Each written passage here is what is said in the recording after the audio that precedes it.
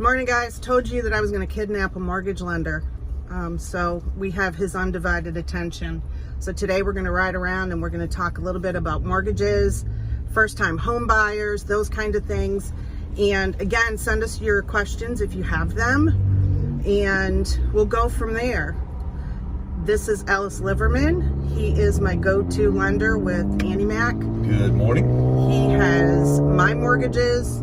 He's done a number of mortgages for my clients, and he is the person I call when I have a question that's mortgage related. So everybody needs one of those people on their side.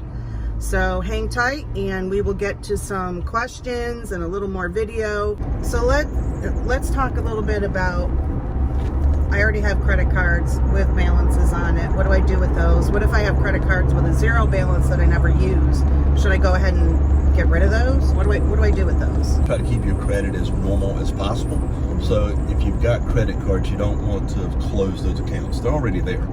And as long as you're not charging them up, of course you don't want to max out your credit card spending on credit while you're saving your cash. Right. You want to try to keep it normal. So you don't want to be overcharging or maxing out your credit cards.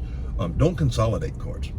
Like if I got 5 or 6 cards, I want to consolidate them down into one, because I got that offer for interest-free for 18 months or whatever. Yeah. That's fantastic, and there's a good time for that.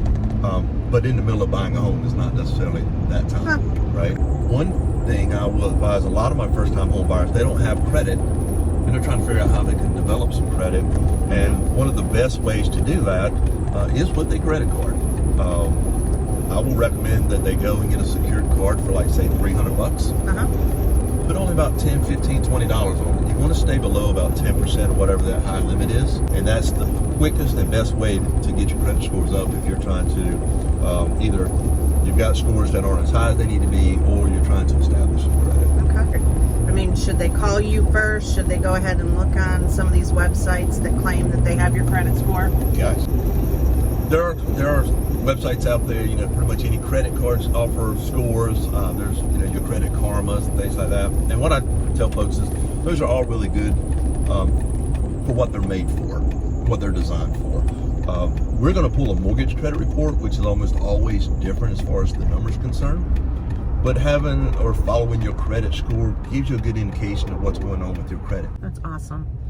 Thank you for going for a ride and being Thanks for brave. having me. Thanks for not killing me. You didn't even grab the bars once. I mean, that was awesome. No, you were a great driver. Good to me. You're a great driver. Good job. All right, we'll do more of this coming up in the next week. So stay tuned and let us know what you think.